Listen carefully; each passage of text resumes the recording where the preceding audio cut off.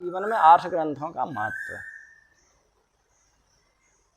अब हमको क्योंकि अनार्ष परंपरा चल पड़ी है, इसलिए हमें आर्ष ग्रंथों का महत्व बताना पड़ रहा है। यानी आर्ष सब कुछ आर्ष ही होता था, अनार्ष यहाँ कुछ था ही नहीं। आर्ष ग्रंथ बहुत हैं। आर्ष कहते हैं ऋषियों द्वारा बनाए हुए ग्रंथों को आर्ष कहते हैं। आर्ष में ऋषि शब्द हैं।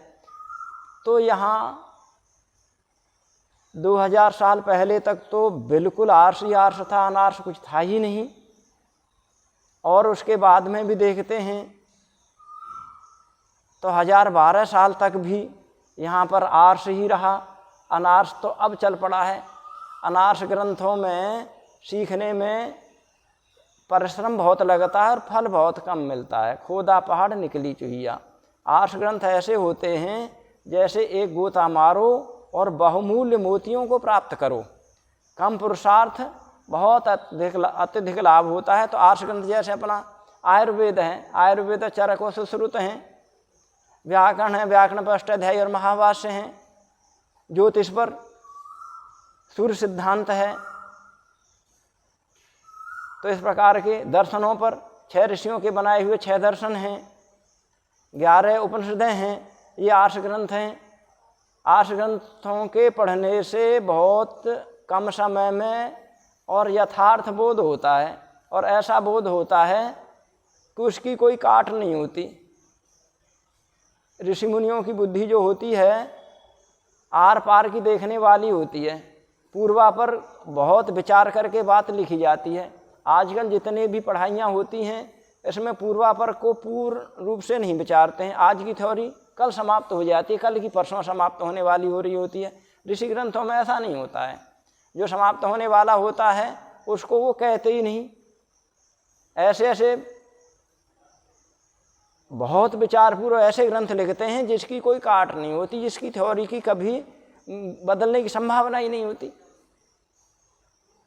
तो अब किस विषय में कौन सा ग्रंथ पढ़ना है ये कुछ पूछना हो तो आगे बताया जाए।